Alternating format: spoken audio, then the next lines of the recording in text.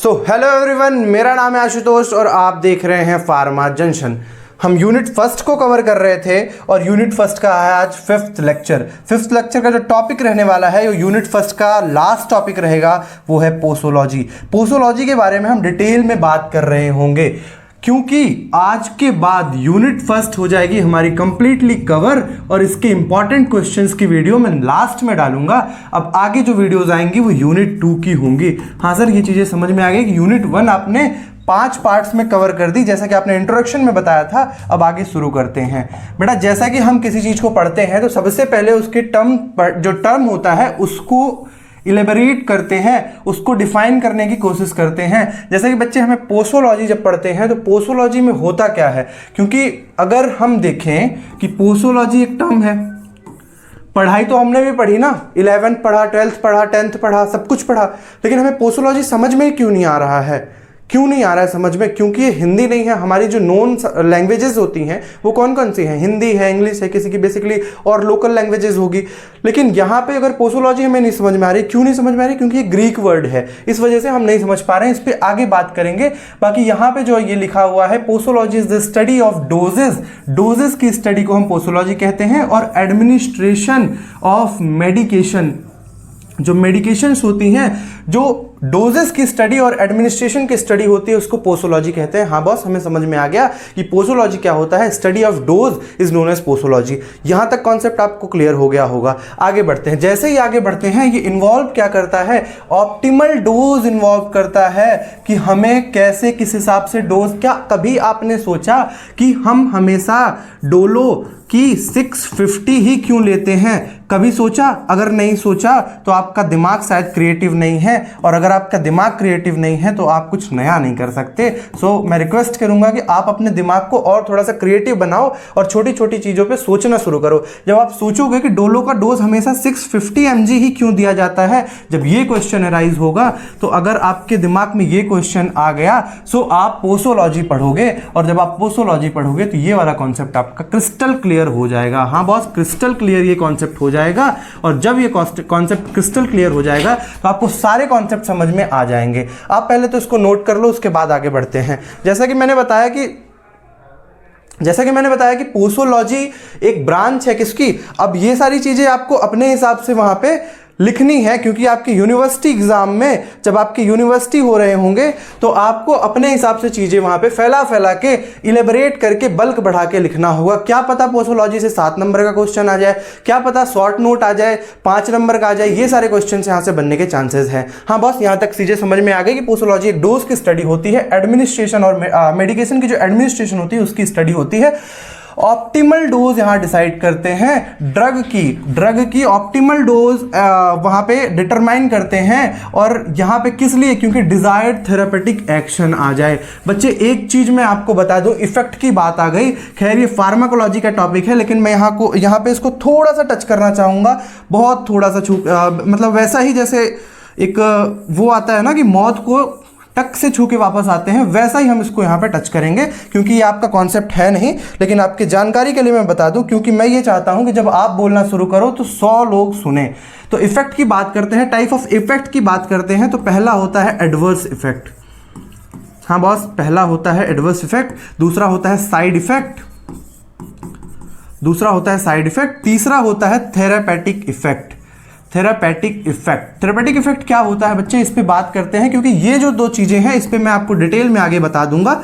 ये अगले सब्जेक्ट्स में हम पढ़ेंगे, जो फार्माकोलॉजी आएगी वहां पढ़ेंगे। लेकिन थेरापेटिक इफेक्ट की बात करते हैं। आपको चढ़ा हुआ है बुखार 103-4 डिग्री का। अब आपने एक टैबलेट खाई, टैबलेट से आप क्या उम्मीद लेके बैठे हो? अगर आपने टैबलेट खाई, आप आधे घंटे बाद क्या उम्मीद लेके बैठे हो कि वो टैबलेट जो है हमारे बॉडी टेम्परेचर को कम करेगी। ये क्या हुआ? उसका थेरापेटिक इफेक्ट हुआ, डिजायर्ड इफेक्ट हुआ। मतलब अपेक्षित जो हमारी, मतलब ऐसा समझो कि जो हम एक उम्मीद लेके बैठे हैं कि हाँ हमने दवाई खा ली है, और क्या करेगी दवाई? हमारे बॉडी टेम्परेचर को कम करेगी। हाँ बॉस, यहाँ पे समझ में आ गया कि थेरापेटिक इफेक्ट जो होता है वो मतलब डिजायर्ड इफेक्ट कह सकते हैं। Desired effect is also known as therapeutic effect, जो मतलब यहाँ पे इफेक्ट, जो भी हमें चीज़ें चाहिए वहाँ पे हम बात कर रहे होंगे और उसको कहते हैं थेरेपेटिक इफेक्ट। बहुत हमें समझ में आ गया, adverse effect, side effect, therapeutic effect, यहाँ तक चीज़ें समझ में आ गई। अब पोसोलॉजी की जैसे मैंने बताया कि क्यों हमेशा 650 ही लेते हैं, इस पर कभी आपने सोचा नहीं होगा, और जिस दिन आप सोचोगे तो वहाँ पे मज़ा आएगा, और जब आप सोचोगे तो आपके बेसिक क्लियर हो जाएंगे। सो पोसोलॉजी की अगर बात करें तो पोसोलॉजी किस किस फैक्टर्स पे डिपेंड होता है, इस पे बात करते हैं। सबसे पहला फैक्टर है बॉस एज, दूसरा है वेट, तीसरा है किडनी फंक्शनिंग, और चौथा है लीवर फंक्शन, और ये सारी अदर हेल्थ कंडीशंस जो होती हैं इन पे डिपेंडेंट होता है। कैसे ये इन पे डिपेंडेंट होता है, कभी आपने सोचा? और अभी अगर कभी नहीं सोचा तो अभी सोचो, और अगर अभी भी नहीं सोच रहे हो तो थोड़ी सी दिक्कत वाली बात है, और अगर अभी सोच रहे हो तो सारे खतरे टल जाएंगे। अभी मैं आपको बता रहा हूं कि पोसोलॉजी, अगर हम एक 650 की बात कर रहे हैं, आपने हमेशा ये तो देखा होगा ना कि कैसे किस हिसाब से, एक अगर हमारे दादाजी को फीवर होता है तो हम 650 mg डोलो की अरेंज कराते हैं, लेकिन अगर हमारे यहाँ कोई इन्फेंट है, 2 साल का किड है, 2 साल के किड के लिए 650 कभी नहीं देते। हाँ बॉस, कभी नहीं देते, हम पढ़ें चाहे ना पढ़ें, इतना तो सबको पता होता है कि इतनी हाई डोज की दवा नहीं देते। अब इतनी हाई डोज की दवा ना देने की वजह क्या होती है? एज, क्योंकि यहाँ पे जो डोजेस की स्टडी होती है वहां पे एक फैक्टर क्या आ जाता है बॉस? एज का फैक्टर आ जाता है। इस वजह से हम पोसोलॉजी पे एक इसको मेन फैक्टर मानते हैं। यहां तक चीजें हमको क्लियर हो गई, यहां तक चीजें क्लियर हो गई। आप मेक श्योर करना कि अपनी कॉपी पेन खुली रहे और यहां पे लिखते रहो आप। दूसरा वेट की बात करते हैं। 2 बच्चे 12 साल के हैं, हाँ सर 2 बच्चे 12 साल के हैं, एक काइंड ऑफ कुपोषित है, कुपोषित नहीं कहेंगे लेकिन ठीक है, अगर उसको उसका जो वेट है वो 32 kg है। यहाँ पे एक बच्चा है जिसका वेट है, कितना वेट है उसका वेट है बॉस 55 kg, 55 kg दूसरे का वेट है। तो बॉस आप ये समझो कि अगर इसका वेट है 55 kg, क्या दोनों को एक ड्रग लग रही होगी? एक ड्रग तो लगेगी, हाँ बॉस, यहाँ पे भी पीसीएम ही लगेगी अगर उनको फीवर उतारना है, लेकिन यहाँ पे जो डोज होंगे वो डिफरेंट होंगे, और इसी में पोसोलॉजी काम करती है। हमें ये भी समझ में आ गया। किडनी फंक्शनिंग की बात करें, एक पेशेंट है जो बहुत अल्कोहल कंजप्शन करता है, उसकी किडनी और लीवर, वैसे भी लीवर फंक्शनिंग की अगर बात करें, उसके लीवर के जो इन्फेक्शन से SgO2 SGPT बढ़े हुए हैं, और उस केस में अगर आप ऐसी कोई ड्रग दे रहे हो जो डायरेक्ट लीवर पे जाकर अटैक करे, तो उस केस में पेशेंट के लीवर फेलियर के चांसेस हो जाते हैं। इस वजह से पोसोलॉजी वहां पे भी डोज डिपेंडेंट, डोज को डिसाइड करती है, ऑप्टिमल डोज वहां पे भी बनाती है।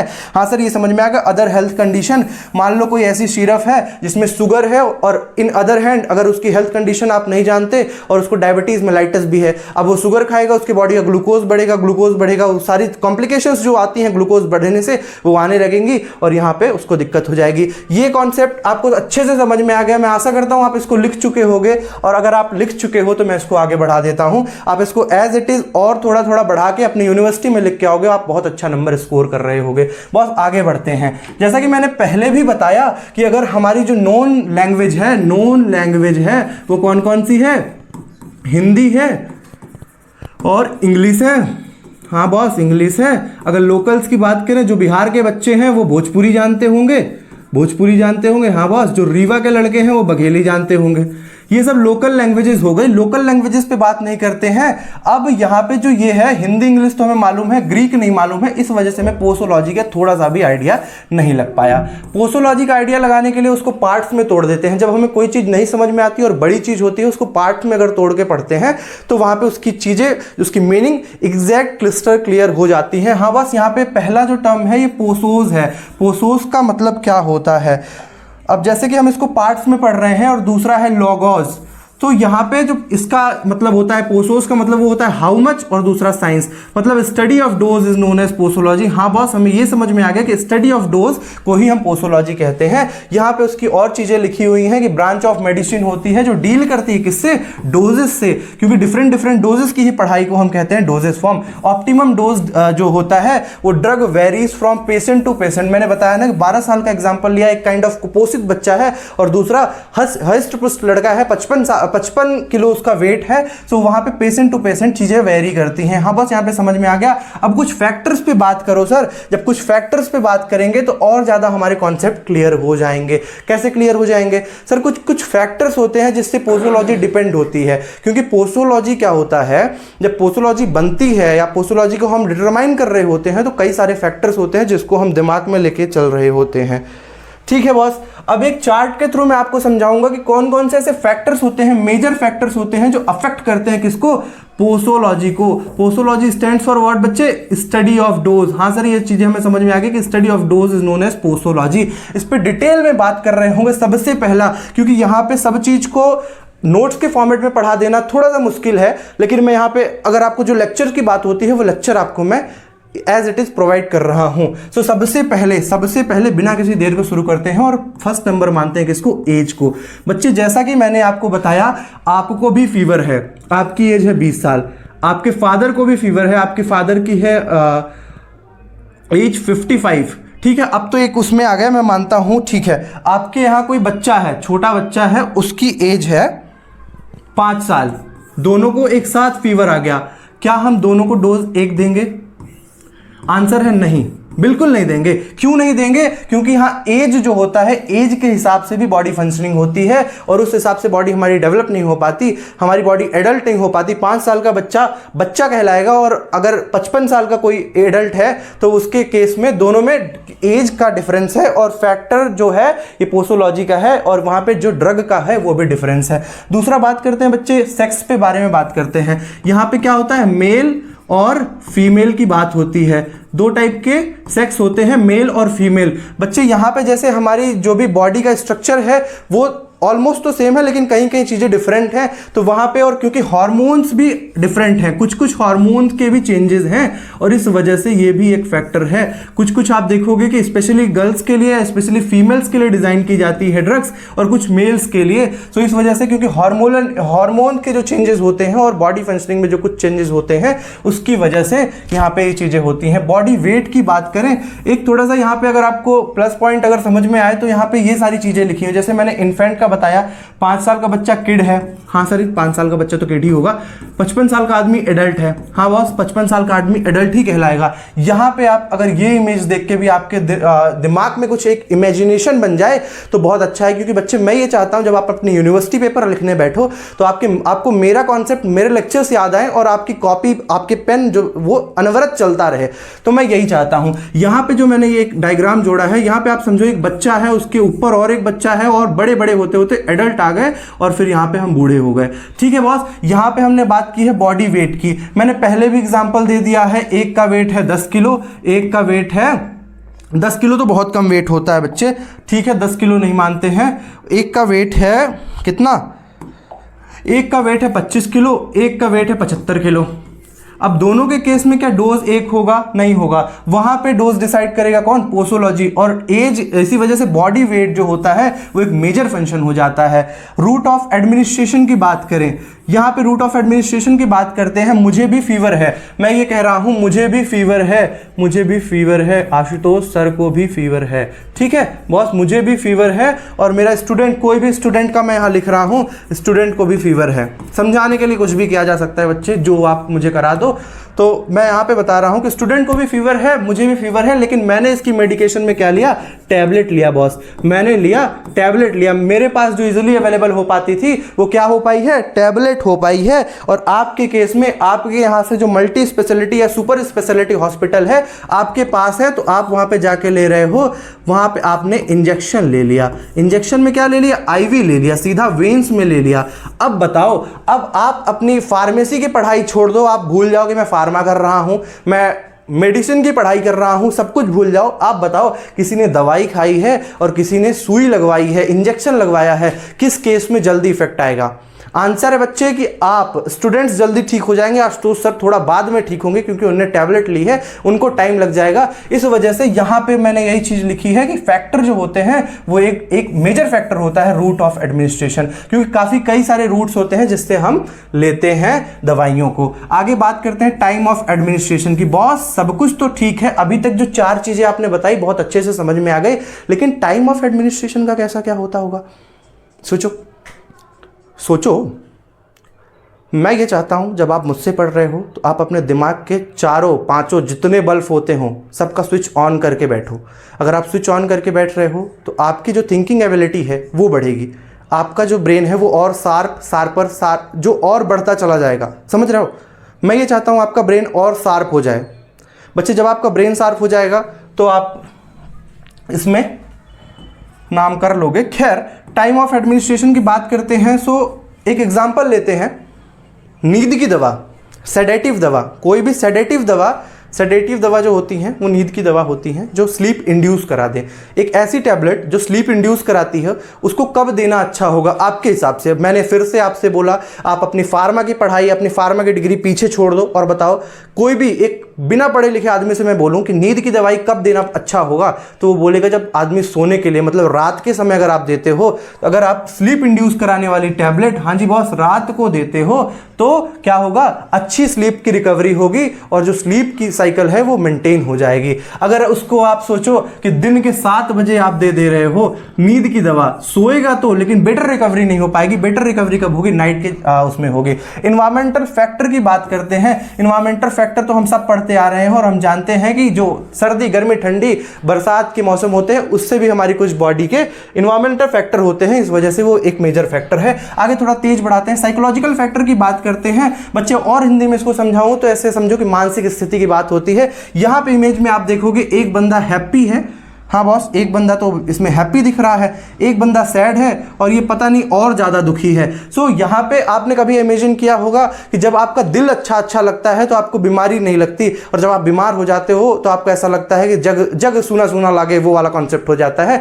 सो यहाँ पे आपकी जो मानसिक स्थिति होती है वो भी बहुत बड़ा रोल प्ले करती है। आगे बढ़ते हैं बॉस, आगे बढ़ते हैं, और आगे बढ़ने में ये समझ में आता है, पैथोलॉजिकल कंडीशन की बात करते हैं कि आपको हिस्ट्री क्या है। अगर आपको डायबिटीज मेलाइटस है जो कि हमारे पेरेंट्स को होगी, मोस्ट ऑफ द केस में पेरेंट्स को देखी जाती है, जेनेटिक डिसऑर्डर है, और यहाँ पे जेनेटिक डिसऑर्डर की भी खैर बात करेंगे, ये लिखा हुआ है जेनेटिक डिसऑर्डर, इस पे मैं आगे बात करूंगा। लेकिन अभी जैसे डायबिटीज मेलाइटस का एग्जांपल लेते हैं, पर्सन को डायबिटीज मेलाइटस है तो हम क्या इंश्योर करेंगे, एक ऐसा ड्रग दें जिसमें ग्लूकोज का लेवल कम हो, जिससे उसका ग्लूकोज ना बढ़े और जो हम ट्रीट करना चाह रहे हैं वो बढ़ जाए। बच्चे लास्ट ये, और इस पे बात करते हैं ड्रग इंटरेक्शन क्या होता है बॉस। सब चीज़ें तो आप अच्छे से समझा दी, यहां तक आपके कॉन्सेप्ट क्लियर है ना? ये 3 लाइन आपके, अगर 4 लाइन आपके कॉन्सेप्ट क्लियर है तो ये आगे 4 लाइन की जिम्मेदारी मैं और लेता हूं। ड्रग इंटरेक्शन का क्या होता है बच्चे? आपको एक पेशेंट है, उसको डायबिटीज मेलाइटिस की भी दवाइयां चल रही हैं, इन अदर हैंड उसको एक और इन्फेक्शन हो गया है, उसकी भी दवाइयां चल रही हैं। 2 दवाइयां वो एक साथ ले रहा है। कभी आपने डॉक्टर के मुंह से सुना है या किसी फार्मासिस्ट के मुंह से सुना होगा कि इन दवाइयों के बीच में 10 मिनट 20 मिनट का गैप रखना, खाना खाने के बाद खाना और 10-10 मिनट के गैप में खाना? क्यों करता है? क्योंकि बच्चे वो ये इंश्योर करता है, वो इस चीज को प्रिवेंट कर रहा होता है कि कहीं बॉडी में ड्रग इंटरेक्शन ना हो जाए। ड्रग इंटरेक्शन से आप ऐसा समझो कि मैं एक नए स्लाइड में आपको ड्रग इंटरेक्शन पढ़ा के आता हूं। ये ड्रग हमने खाई डायबिटीज मेलाइटस की, प्लस डॉक्टर साहब ने एक और ड्रग हमें दी थी, कौन सी कैप्सूल दी थी? किसकी दी थी सर? हमें ये कैप्सूल तो मिली थी इन्फेक्शन के नाम से, इन्फेक्शन में, और ये हमें मिली थी डायबिटीज मेलाइटस में। बच्चे ये दोनों के बीच में डॉक्टर कहता है कि 10 मिनट का ब्रेक होना चाहिए, 10 मिनट का ब्रेक होना चाहिए। क्यों होना चाहिए? क्योंकि वो ये सोचता है कि ये दोनों अगर बॉडी में जाके घुलेंगी और जाके आगे जब डिसॉल्व होंगी तो कहीं ये ड्रग इंटरेक्शन ना कर दें। वहां पे डॉक्टर क्या इंश्योर कर रहा होता है कि जो ये टैबलेट है और जो ये टैबलेट है, दोनों टैबलेट के बीच में जो गैप होगा उस वजह से दोनों जो टैबलेट है वो, एक तो ये भी ड्रग है, ये ड्रग है, हाँ सर ये भी ड्रग है, ये भी ड्रग है, तो ड्रग और ड्रग मतलब डी और रिएक्शन, ड्रग रिएक्शन ना हो जाए, दोनों ड्रग आपस में रिएक्ट ना कर जाए, इस वजह से ये वाला फैक्टर होता है और ये एक मेजर फैक्टर होता है। हाँ बॉस, एक्यूमुलेट्स क्या होते हैं? एक्यूमुलेट्स यहाँ पे क्या लिखा है? कलेक्शन। कपड़े का कलेक्शन नहीं, किसी स्टॉक का कलेक्शन नहीं, यहां पे कलेक्शन किसकी बात होती है? ड्रग एक्यूमुलेशन की बात होती है कि अगर आप कोई ड्रग ले रहे हो, वो बॉडी में आपके एक्यूमुलेट तो नहीं हो रही है, और बॉडी में एक्यूमुलेट हो रही है, ज्यादा दिन तक रह रही है, तो हाई चांसेस है कि वो आपको टॉक्सिक इफेक्ट दिखाए, टॉक्सिसिटी कॉज करे बॉडी में। हाँ, यहां तक चीजें सर आपने बता दी कि एक्यूमुलेट्स पे बात हो गई है। आगे बात करते हैं आइडियोसिंक्रेसी की। तो इसमें क्या होता है? इसमें आप ऐसा समझो कि जो एडवर्स जो भी रिएक्शन आते हैं, अगर आपने कोई ड्रग ली और उसमें आपको अनयूजुअल रिएक्शन हो रहे हैं, उसको हम ये कहते हैं। आगे बात करते हैं टॉलरेंस की। बच्चे ड्रग टॉलरेंस क्या होता है? एक एग्जांपल के थ्रू समझो कि आप अपने बब्बा दादी को देख रहे होगे कि कोई एक ड्रग पर्टिकुलर, अगर डायबिटीज है या बीपी के पेशेंट हैं, वो ब्लड प्रेशर के पेशेंट हैं, सो वहां पे उस केस में आप देख रहे होगे कि कोई एक ड्रग वो पहले किसी डॉक्टर से लेके खा रहे हैं और 1 से 2 साल जब उन्होंने वो ड्रग खा ली, उसके बाद उनको वो ड्रग का लेवल, जो ड्रग का डोज है वो बढ़ाना पड़ता है। क्यों बढ़ाना पड़ता है, कभी आपने सोचा ना? अगर नहीं सोचा तो खतरे वाली बात है, अगर आपको सोचना पड़ेगा क्योंकि आप फार्मा करने के लिए आगे बढ़ गए हो। सो अब सोचो, और अगर अभी भी नहीं सोचते तो और खतरे वाली बात है। सो वहां पे क्यों डोज बढ़ जाती, कभी आपने सोचा होगा? अगर नहीं सोचा तो वही मैं अब यहां पे सोचवाऊंगा। क्योंकि बच्चे डोज इसलिए बढ़ जाता है क्योंकि रेजिस्टेंस बॉडी डेवलप कर लेती है। सो अगर उसी वो जो थेरेपेटिक डिजायर्ड थेरेपेटिक इफेक्ट है वो गेन करने के लिए हमको डोज का लेवल बढ़ाना होता है, डोज की क्वांटिटी बढ़ानी होती है। और सेम जो एक्शन आता था हमें 2 साल पहले एक लोअर डोज पे, अब वो हायर डोज पे सेम लेवल आएगा। उसको हम बच्चे कहते हैं टॉलरेंस, और इसको famously known as drug tolerance. Drug tolerance, हाँ बॉस ये समझ में आ गया। ट्रैकीफाइलेक्सिस क्या होता है? ट्रैकीफाइलेक्सिस क्या होता है, इसमें ये आप समझो कि ड्रग का जल्दी मेटाबोलाइज हो जाना ही ट्रैकीफाइलेक्सिस होता है। और यहां पे आप समझो कि फैक्टर, ये मेजर फैक्टर होता है किसका? किसका बेटा? पोसोलॉजी का। हाँ बॉस ये समझ में आ गया कि एक मेजर फैक्टर होता है पोसोलॉजी का ट्रैकीफाइलेक्सिस। हाँ सर ये समझ में आ गया, हमको बहुत अच्छे से समझ में आ गया। अब आगे बता दो, आगे क्या बता दें? आगे ये समझो कि जो मैंने बताया था जेनेटिक डिसऑर्डर्स पे बात करेंगे, जेनेटिक डिसीज पे बात करेंगे। बच्चे अगर किसी के हिस्ट्री में, अगर किसी के जीन की हिस्ट्री में डायबिटीज मेलाइटिस है तो आप ऐसा समझो कि आपको गिफ्ट में मिलने वाला है अगर आप अपनी लाइफस्टाइल को नहीं सुधारते। सो वहां पे उस केस में अगर आपको जेनेटिक डिसऑर्डर की केस है, अगर आपके जीन में डायबिटीज की दिक्कत है, डायबिटीज मेलाइटिस की दिक्कत है, तो वहां पे आपको थोड़ी सी दिक्कत आने वाली है। ड्रग डिपेंडेंस क्या होता है? ड्रग डिपेंडेंस मतलब किसी एक डोज पे आप जाके डिपेंडेंट हो जाओ और उस पे ड्रग अब्यूज का कॉन्सेप्ट आ जाए, और वहां पे वो मेन फैक्टर होता है। मेटाबॉलिक डिस्टर्बेंस की बात करते हैं, बॉडी में आपका मेटाबॉलिज्म कैसा है, यहां पे फैक्टर वाला पार्ट पूरी अच्छी तरीके से कवर होता है। और आगे बढ़ते हैं तो बच्चे देखते हैं कि अब यहां पे फॉर्मूलाज की बात हम करने लग गए हैं। फॉर्मूलाज की बात करने लग गए हैं किसके लिए? कैलकुलेशन के लिए बच्चे, पेडियाट्रिक डोज के लिए। सब तो समझ में आ गया सर, फॉर्मूला आपने लिखा है, यूज्ड लिखा है, कैलकुलेशन लिखा है, पेडियाट्रिक क्या होता है आपको पता है? पेडियाट्रिक क्या होता है? ठीक है, पता है तो भी बहुत अच्छी बात है, नहीं पता है तो मैं इसीलिए बैठा हूं बच्चे। जो वो दवाएं जो किड्स के लिए यूज होती हैं, पेडियाट्रिक डोज कहा जाता है उनको। और वो दवाएं जो किड्स के लिए यूज होती हैं, आगे बात करते हैं, क्लर्क्स फार्मूला की बात करते हैं। कुछ फार्मूलाज होते हैं, उसमें आप अपने वैल्यूज पुट करेंगे और you will get answer.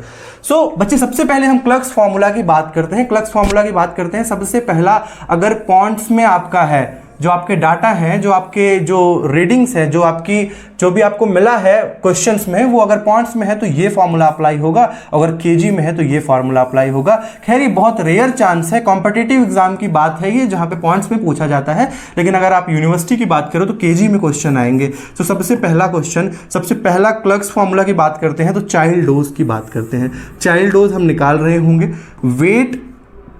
Wait in KG.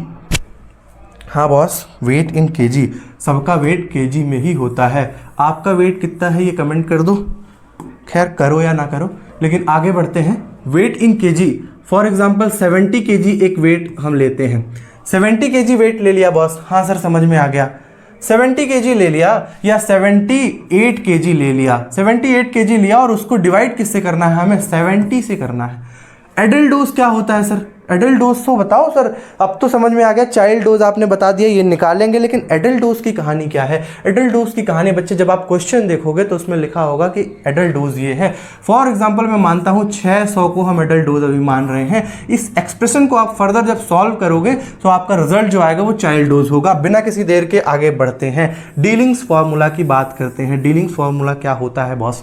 Dealings formula को थोड़ा सा आप ऐसे याद करो, क्योंकि मैं आपको चाहता हूं कि आपके दिमाग में आपके जो बल्ब हैं वो खुल जाएं, वो जल जाएं, और अगर जिस दिन जल जाएंगे तो उस दिन मजा आ जाएगा, आपको फार्मा पढ़ने में इंटरेस्ट आ जाएगा और अपने ऊपर प्राउड होने लगेगा। बच्चे यहाँ डीलिंग्स फार्मूला की अगर बात करें तो डीलिंग्स फार्मूला आप ऐसा समझो कि जो 12 से 20 साल के बच्चे होते हैं, क्योंकि फार्मूलाज बहुत हैं, मैं जब पढ़ता था तो मैं पूरा नहीं याद कर पाया था, तो मैं आपसे भी ये उम्मीद कर रहा हूं कि आप पूरा तो नहीं, लेकिन ऑलमोस्ट अगर 10 है तो 9 तो याद कर ही लोगे। खैर 9 मैंने भी याद किए थे, एक मुझसे नहीं याद हो पा रहा था। सो अभी जो 12 से 20 साल के बच्चे हैं वो थोड़ा ऐसा समझो कि ज़्यादा मतलब ऐसा समझो कि चमकाते हैं या ऐसा समझो कि डीलिंग ज़्यादा देते हैं, तो वहाँ पे 12 से 20 साल से अपन को क्या याद कर लेना है, डीलिंग फॉर्मूला। अगर डीलिंग का नाम आए तो ऐसा समझ लो कि हाँ सर 12 से 20 साल का बच्चा ही डीलिंग देता है, 12 साल के बाद तो उसके ऊपर जिम्मेदारियाँ आ जाती हैं। हम और आपके ऊपर जब जिम्मेदारियाँ आ जाती हैं तो आप पढ़ रहे होते हैं, मैं पढ़ा रहा होता हूँ। आगे बढ़ते हैं, आगे जब बढ़ते हैं तो यहाँ पे बात करते हैं कि डीलिंग फॉर्मूला में क्या होता है, 12 से 20 साल का होता है, use for calculating dose of child from 12 to 20 years of age. हाँ बस यहाँ तक क्लियर हो गया। फॉर्मूला बताओ कैसे क्या पुट करना है, ये है मेजर उसका फॉर्मूला। चाइल्ड डोज की बात करते हैं, एज को हम लिखते हैं ईयर्स में। बच्चे अगर यहाँ पे एक एग्जांपल लेते हैं, 15 साल का बच्चा है, हाँ बॉस 12 से 20 का अगर है तो बीच का आप पकड़ रहे हो, 15 पकड़ रहे हो, और उसको डिवाइड किससे करना है, 20 से। एक चीज और आपको दिमाग में आनी चाहिए, डीलिंग्स मतलब 12 से 20 याद आना चाहिए, और उसकी जो लास्ट लिमिट है वो 20 साल, तो यहाँ पे 20 याद हो जाएगा। और एडल्ट डोज तो आपके क्वेश्चन में दिया होगा, इसको आप सॉल्व करेंगे और डीलिंग्स फॉर्मूला के थ्रू आपको वो आपके जो वैल्यूज हैं वो मिल जाएंगे, रिजल्ट मिल जाएगा। आगे फ्राइट्स फॉर्मूला की बात करते हैं। फ्राइट्स फॉर्मूला क्या होता है बॉस, फ्राइट फॉर्मूला क्या होता है, used for calculating dose of an infant मतलब न्यू बॉर्न बेबी, और 24 साल तो बहुत बड़ा हो जाएगा, 24 महीने की जो आयु होती है, जो एज 24 महीने की होती है, तब तक के लिए ये फ्राइट्स फॉर्मूला यूज होता है। इसको कैसे लिखते हैं, child dose equals to age in months, और सबसे पहले बच्चा कितने महीने का है, 24 महीने तक के यहाँ पे हम वैल्यूज पुट करेंगे। सो अगर हम एक बीच का पकड़ते हैं तो बच्चे को 18 मंथ्स का मान लेते हैं। हाँ बॉस 18 मंथ्स का बच्चा है। अब किससे डिवाइड करना है, 150 से डिवाइड करना है। ठीक है बॉस कर देंगे, आप बोल रहे हो तो। उसके बाद एडल्ट डोज से डिवाइड कर देना है। मैं बार बार बोल रहा हूँ, शायद 10वीं बार ये बोल रहा हूँ, एडल्ट डोज आपके क्वेश्चन में ही दिया होगा। मोस्ट प्रोबेबली 650, 550, 500, 600 यही वैल्यूज होंगी, लेकिन वो आपके क्वेश्चंस में दिए होंगे। आगे बढ़ते हैं, यंग्स फॉर्मूला की बात करते हैं, युवाओं की बात करते हैं। सर यंग्स मतलब क्या होता है, यंगस्टर्स क्या होते हैं, हम और आप क्या हैं, यंगस्टर हैं, लेकिन जो रियल यंगस्टर्स हैं वो यहाँ पे उसकी वैल्यूज दी होगी। 1 साल से 12 साल के बच्चे मन के सच्चे वाला कॉन्सेप्ट आपको थोड़ा सा दिमाग में आना चाहिए कि 1 साल से 12 साल तक के बच्चे मन के सच्चे होते हैं। उसके बाद 12 साल के बाद तो बच्चा छल कपट और ये सारी चीजें उसके दिमाग में क्या हो जाती हैं, लॉन्च हो जाती हैं, भेज दी जाती हैं। आगे बढ़ते हैं, यंग्स फॉर्मूला की बात करते हैं। हमें 1 से 12 साल तक का याद आना चाहिए, थोड़ा सा आप याद कर लेना, बच्चे मन के सच्चे। और यहाँ पे अगर फॉर्मूला की बात करें, child dose equals to age in years, और डिवाइड किससे करेंगे, एज प्लस 12 से। मैंने बताया कि 10 साल की एज पकड़ते हैं अपन। हाँ बॉस 10 साल की एज पकड़ ली, एज इन ईयर्स तो आपने बहुत अच्छे से लिख दिया। हाँ बॉस लिख दिया। आगे बताओ, एज क्या है बच्चे की, 10 साल है, अब उसमें +2 कर देंगे। फॉर एग्जाम्पल अगर बच्चे की एज 12 साल है तो उसमें +2 करेंगे और 14 लिखेंगे, 14 लिखेंगे, और यहाँ एडल्ट डोज से मल्टीप्लाई कर देंगे, और जो ये एक्सप्रेशन को सॉल्व करोगे आपका ये रिजल्ट आ जाएगा। आगे बढ़ते हैं बच्चे, तो काउलिंग्स फार्मूला पे बात करते हैं, क्योंकि यहाँ पे मैंने बताया कि काफ़ी सारे फार्मूला हैं जो किसी पे भी क्वेश्चंस आ सकते हैं और सब इंपॉर्टेंट है। यहाँ पे क्या लिखना है, एज +1 मतलब अगर एज है आपकी 20 साल तो उस पर प्लस करोगे 1 + 1 21 में लिख सकता हूं, लेकिन यहां पे जो कॉन्सेप्ट है एज +1 वाला वो मैं समझा रहा हूं।